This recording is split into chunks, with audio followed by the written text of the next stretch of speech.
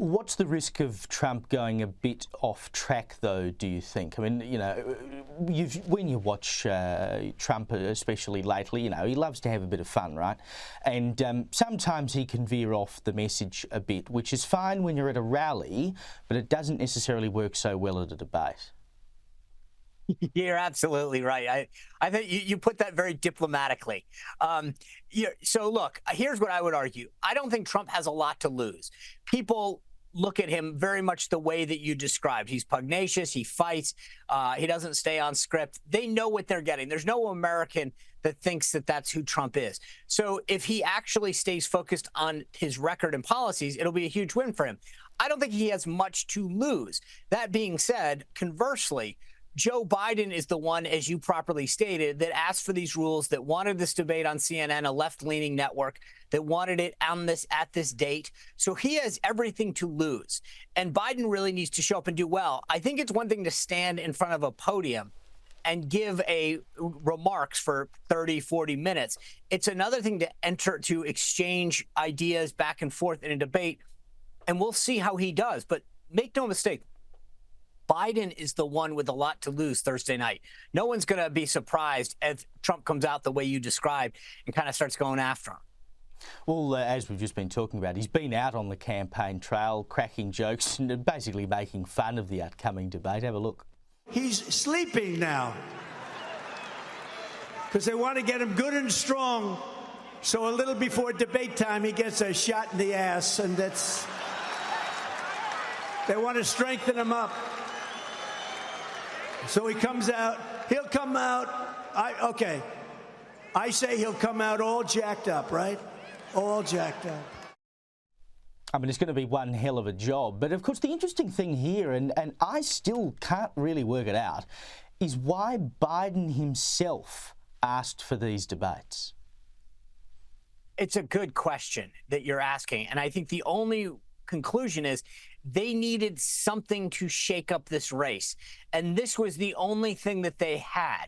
I'm with you, though. I'm not so sure I would have called for it this early. I think that what they wanted is ahead of the Republican convention to do something that would shake up Trump's momentum.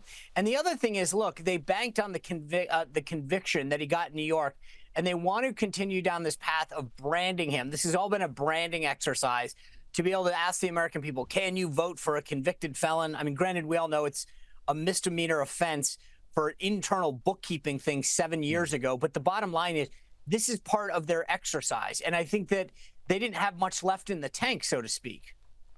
Now, Trump's Mar-a-Lago classified documents hearing got underway today, and the prosecution was asking the judge to include in his bail conditions that he wouldn't be able to make any remarks that would endanger FBI agents. The judge has pushed back on that. I mean, it's another example of them trying to stifle him as they tried to do in the previous quote-unquote hush money cases you were just talking about.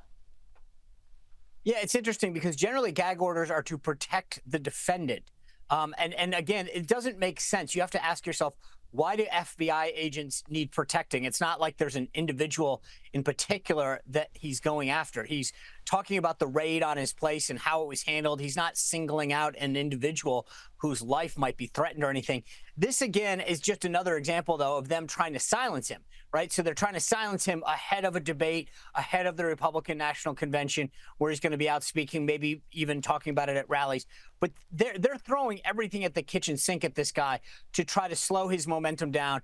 You saw today there was this fact check from an organization called Snopes that said that this incident that occurred in Charlottesville, Virginia 7 years ago, well, by golly, it actually wasn't accurate what the left and what Biden and others, Chuck Schumer, the Senate Majority Leader here, have been saying about that incident. They've done everything they can to stop him over the last few cycles.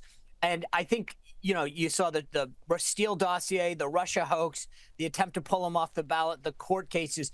They literally are stopping at nothing to try to slow down Donald Trump. I just don't think that they've ever realized how powerful his movement is.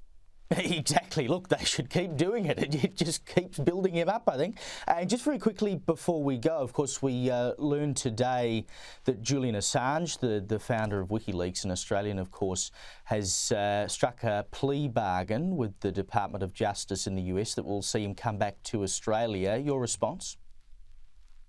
Look, I'm personally disappointed in that. I get what this is a little bit of a dance here. He's going to go to a territory of the U.S. Normally, you have to be in the U.S. proper where the charges were filed. Then he gets to return back to you guys in Australia.